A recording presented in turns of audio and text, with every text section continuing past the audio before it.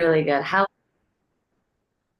y'all feel free to unmute yourselves for the first few minutes as everybody comes on. We can just chit chat. I love that hat on you, Frankie. Thank you. I got multiple compliments on it this week. My dad gave it to me. It's a good color. I think it's Thank just you. I like the what was he corduroy doing? style. Who do we have on here? Is there this Emily? Have you been on here before? Have you joined Wellness Mavericks before? The first week I was watching the live recording after. The second week I was here and then I'm here now. Okay. I feel like you look familiar. Where are you from? I'm from Vancouver, Washington area. Oh, really? Okay. I just moved from there a year and a half ago. I Oh, live where to? I live in Houston, Texas. Nice, nice. So actually, if everybody else could go through and share where you guys are from and names, so we can kind of get a grip on who's where. I'm Evie, Washington State. That's my cousin Emily. This is also my cousin Aralina. She's from Kentucky. That's so cute. Frankie, I'm Frankie. I'm from Idaho. Yep, Idaho. nice. Nice. Today we're going to talk about movement and circadian rhythm. Michael's not joining us, sadly. He's on a snowboarding trip or something like that.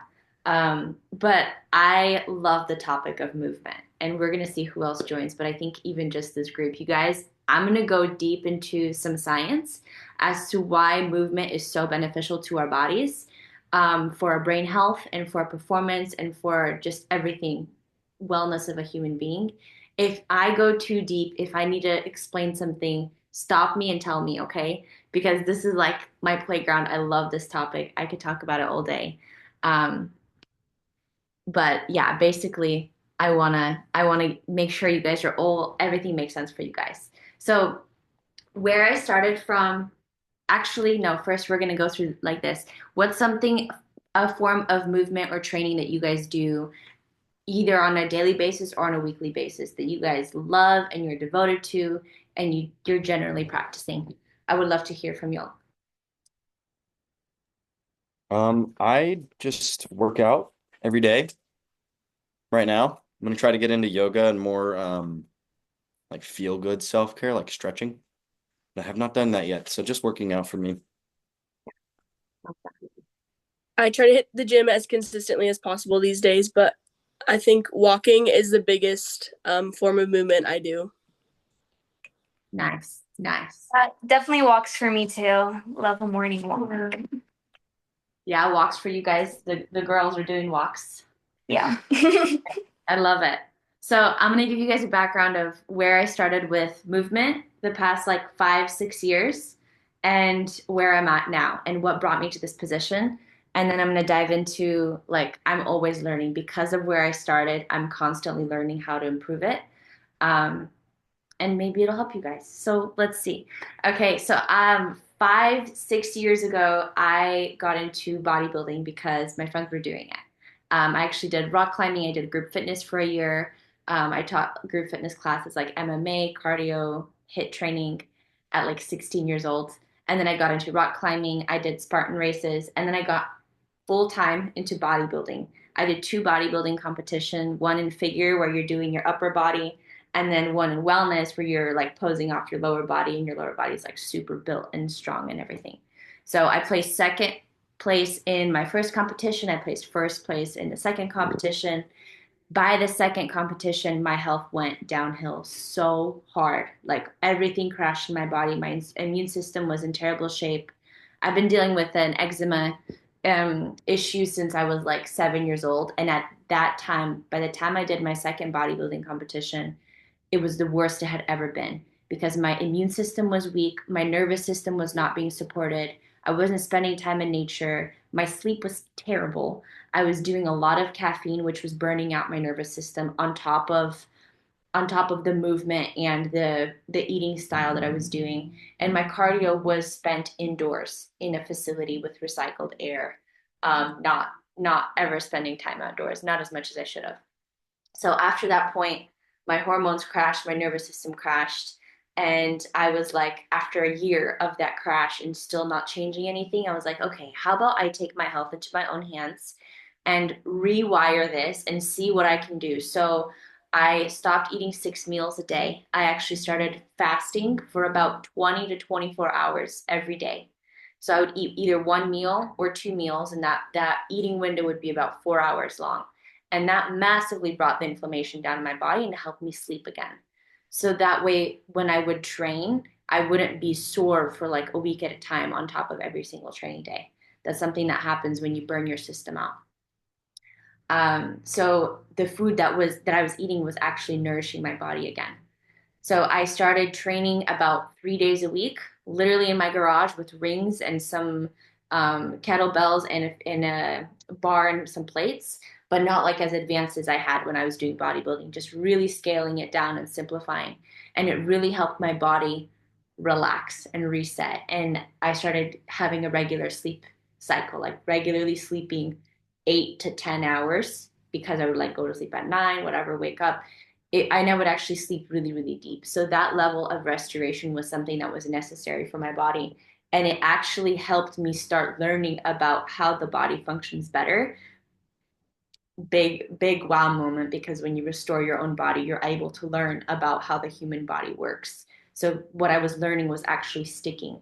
And then I started helping other girls do the same thing, in restoring their hormones, in restoring their nervous system, especially ones that were burnt out from bodybuilding. So going deeper into that, how I transitioned from bodybuilding to what I'm doing now. Right now, I'm doing yoga every single day. I'm doing walks in nature outside, um, daily. I'll actually go grab my 65-year-old neighbor. She's like a little grandma, and she doesn't have anybody to walk with, so I'll walk with her around the neighborhood. Um, and because my mom actually right now is on crutches, so I can't walk with her. But walks are like a daily thing to be outside in nature. And later, when I dig into the science, I hope it motivates you guys and encourages you to understand the meaningfulness of spending time in nature and seeing that the compounding effects of nature and exercise is so immense for your body. Literally nothing on earth can replace it. Spending time in nature and walking or exercising or gardening, whatever you're going to choose to do, or working out outside, is so profound for your brain to heal and restore and to reduce inflammation. So I do yoga, I walk outside, I train 3 to 4 days a week. If I'm sore, I don't train the next day.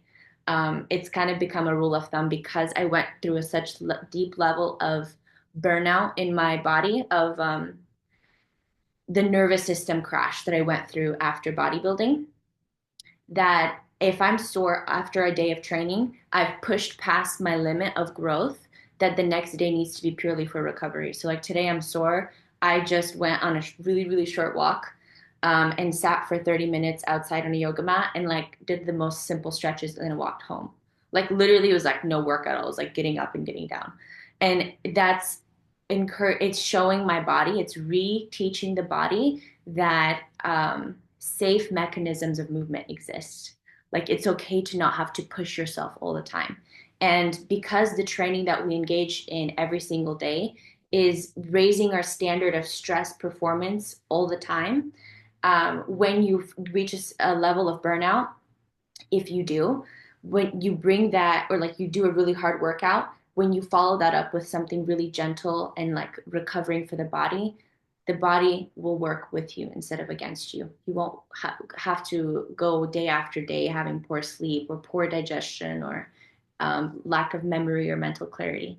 So I want to read a few things from that will kind of ground the idea of why should we spend time in nature and why is exercise beneficial for us in the first place, from walking to just spending time outside to doing yoga or exercising strength training. Exercise is a sure way to boost mood by naturally elevating serotonin, dopamine, and endorphins. So these three brain chemicals and hormones are something that are really important for you guys to remember. They're going to be brought up for the rest of your lives. Everyone's going to be talking about them forever, okay? But how do we affect them positively? Exercise and sunlight, as well as BDNF. I talked about this in a few a few calls ago, when our stress levels are high, our brain-derived neurotropic factor, really long word, but basically it's the fertilizer of the brain. It's what allows us to learn, remember, and be creative. Okay, this one chemical is created when we work out and when we or exercise, spend time in nature, because it brings our stress levels down. When our stress levels are high and we don't engage in time in nature, this bundle of chemicals, the serotonin, dopamine, BDNF, they can't get up. And when we're not exercising, so stress levels are high, these brain chemicals can never jump through and make us feel good. Okay, so when serotonin and BDNF are activated through exercise, they compound on each other and they build each other up, and they reverse the inflammation that can be happening in our brain from stress. And it's actually used to treat people who have PTSD to exercise and be in nature, because it creates those natural chemicals that our body is naturally going to produce. So if you have something like somebody went through a car accident or a death of a loved one or is in the military, this is a beautiful way to rewire your brain's chemicals and your nervous system, because these chemicals work together to heal and lower inflammation in the body. The most potent anti-stress exercise is leg workout. So leg muscle training, because it's the biggest muscle in your body. When we stretch and we strengthen that muscle group specifically, it's kind of crazy. The brain chemicals that increase that circulation in the body reduce inflammation in the brain from the stress. So does that all make sense for you guys? I want to make sure y'all are following. Okay. The key I'm to following. change, huh? I'm following. Awesome. Yeah. Awesome. The key to change is finding a form of exercise, preferably outdoors, that is pleasurable and absorbing to you. So one that you absolutely love, whether that's walking for the girls, whether that's working out, whether that's doing yoga, whether that's rock climbing or doing races or competitions. Maybe it's sprinting, something else I do. I engage on a daily basis in something I am devoting my time to become excellent at. I think that's another element of why does a human body want to move and want to devote itself to something like rock climbing or ballet or sprinting, because they're forms of motion that our mind is driven to become incredible at. We want to achieve this certain perfect position that makes us feel good, that makes us look good, and that makes us perform it faster and efficient, the most efficient it possibly can. So when we set ourselves a goal, like what I did with bodybuilding, setting myself a goal of getting on stage and winning, that made all the things that I did around that activity focused on making it the best possible way I could do it every single day. The time that I committed to it was the best time that I could commit to it. Every rep was a perfect rep. If not one, then the other, you know? So one that you pick an exercise, a form of exercise that you absolutely love. And that is so important to actually enjoy your life. And it's going to boost that level of serotonin, the endorphins, and the dopamine. This determines the strength of the effect on your physiology if you're having fun. If you're having fun, it's going to actually affect you on a neurological level. So what I talked about earlier, those three hormones, I'm not going to go deep into the three. I'm going to go deep into one. It's called serotonin. When serotonin depletion is resolved through ample sunlight, exercise, and contact with soil. So we can resolve the depletion of serotonin, which is a small little pocket of capacity that it has in our body. It needs to be constantly restored. And that means that we have to every single day engage in, if we want that to be better, if we want that to be strong and full, engage in sunlight, exercise, and contact with the soil, all of which help boost serotonin levels. Serotonin provides a background sense, so like unconscious, we don't have to think about it. It's a sense of well-being. It helps regulate your mood, promotes empathy. This is actually proven by scientific research. Beautiful, right? It reduces aggression. It encourages reflective thinking. It makes us less impulsive. So things that are done rashly, it helps you think about things without having to be like, oh, wait, I need to stop and think about this. Your body naturally is okay with taking time and slowing down and your mood being regulated. You're not aggressive towards something or reactive. It comes, helps your entire body have a sense of well being, which I think is so beautiful. When serotonin is deficient, the body's stress response is triggered more easily. So it's like having a weak immune system. When you are faced with a virus, you get sick very easily. When you have a strong immune system, you're faced with any virus, it kind of rolls off your shoulders. It doesn't really bother you.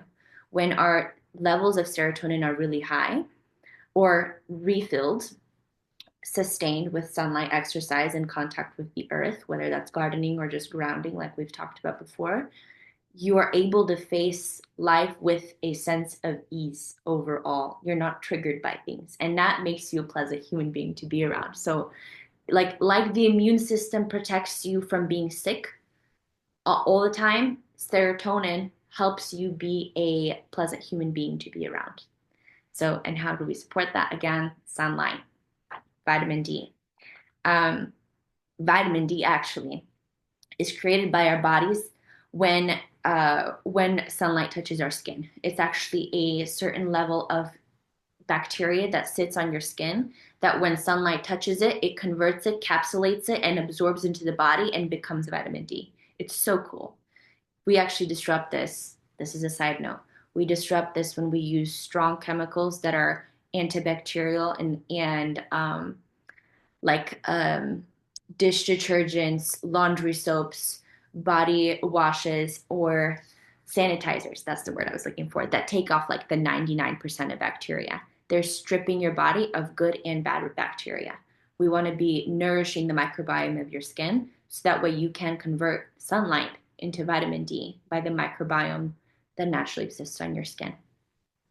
The blue light from the sun rays set our circadian rhythm.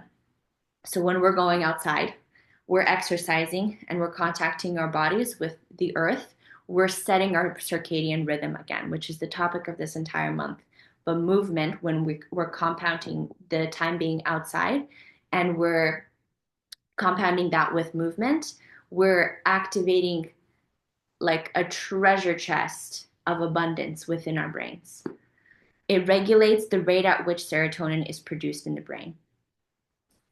That's all I have to say. There's so much power to be gleaned by just walking outside. And even if you guys have an overcast sky, which I know is often happening in the Northwest, you still get so much more than just looking out the window because the window blocks a certain amount. There's like a app where you guys can get a light meter, or it measures the amount of light that you're getting through the window, even if you walk outside on a cloudy day and measure the amount of light you're getting from on your phone. The meter will tell you how much light you're getting direct contact to the sky. Um, and it's like drastically different. So even on an overcast day, even if it's gloomy and dark, you should still get that exposure to sunlight. It's going to change your body's chemical composition. It's going to make you a pleasant person to be around. It's going to strengthen your nervous system. It changes your gut health. It, like I said, training your legs, any big motion that you can do. I said training your legs because people usually are like, well, if I could do one thing, what could I do? Probably would be leg training because that is a big muscle group of your body that will sustain you for the rest of your life. And it will promote the reduction of inflammation in your brain, which is super important for you to be healthy, to be able to remember things, to be able to perform and work, and to be a pleasant person to be around. So I want to hear from you guys. Um, what are your guys' practices, like you guys mentioned in the beginning, practices that you guys do for movement, and how do you guys directly connect that with being outside or grounding, or maybe you guys do gardening? What is that like for you guys, and how does it make sense with what I shared with you today?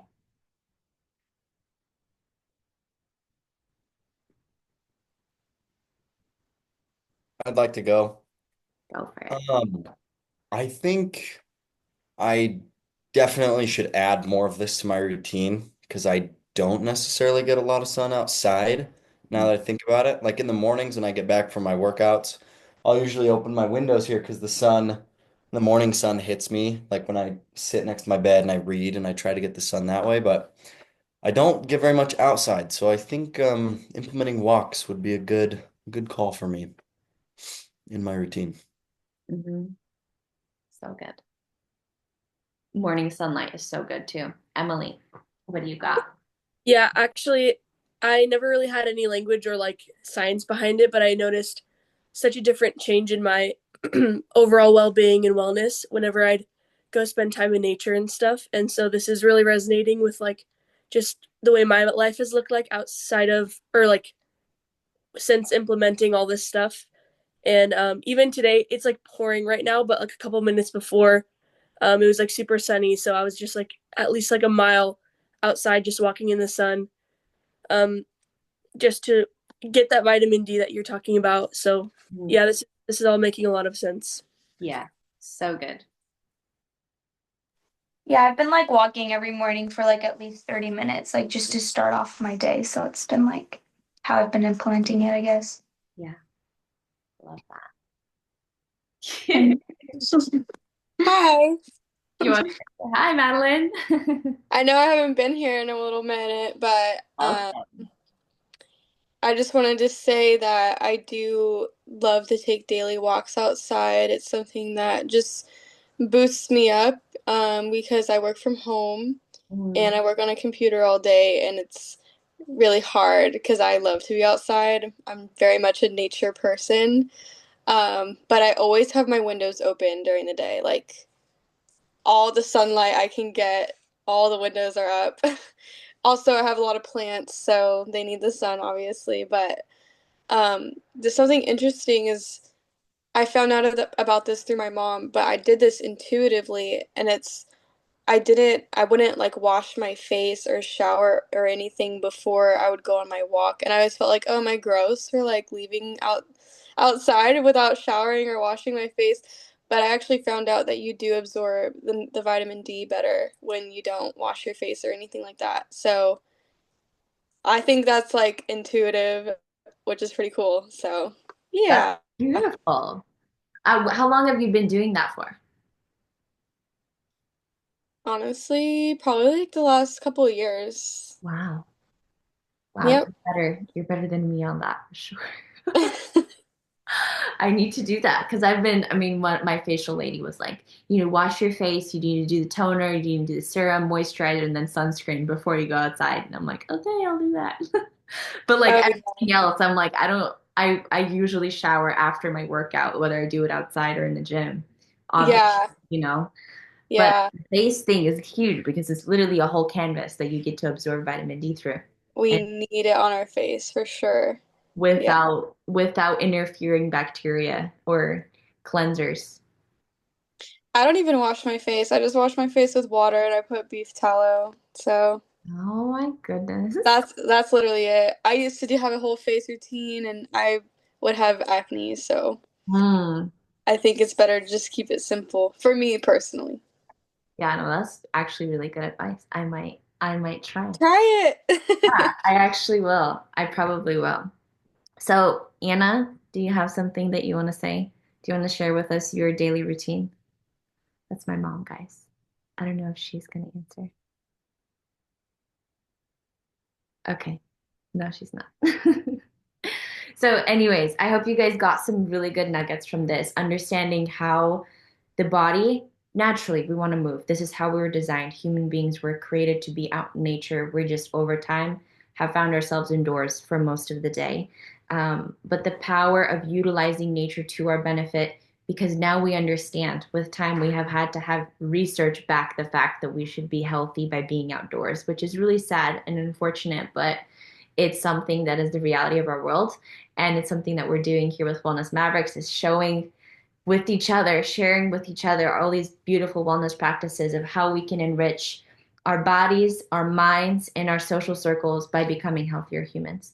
So I hope to see you guys outside more. If you guys want to share in the Instagram group chat or the Wellness Mavericks iMessage group chat. If you guys are not in there, let me know. But share your guys' times when you guys go outside and you move in nature. I would love to have some accountability with that. That'd be really cool. appreciate you guys all for coming on. I will see you guys next week. Michael will be back, and we're going to talk about adrenals and circadian rhythm. Frank, you got something? Yeah, I had one question. What's the name? Do you know the name of that app that measures the light? Andrew Because I'm so Huberman talked curious. about it. Yeah, I'm going to look it up.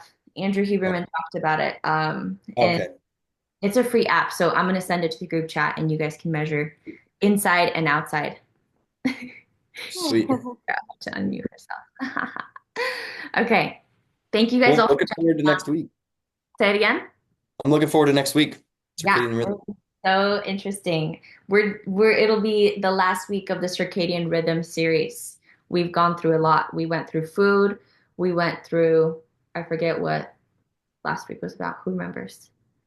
Something else, but this week was movement. Next week is adrenals. Anyways, oh, sleeping tips. Michael went through. And all of those recordings are in a group chat. They're all on the YouTube as well. If you guys want to rewatch those. So next month will be a new topic and we'll share that with you guys next week. Good to see you guys. Thank you. Thank you very much. This is awesome. Thank you. Bye bye. Yeah. Guys. Bye. Peace.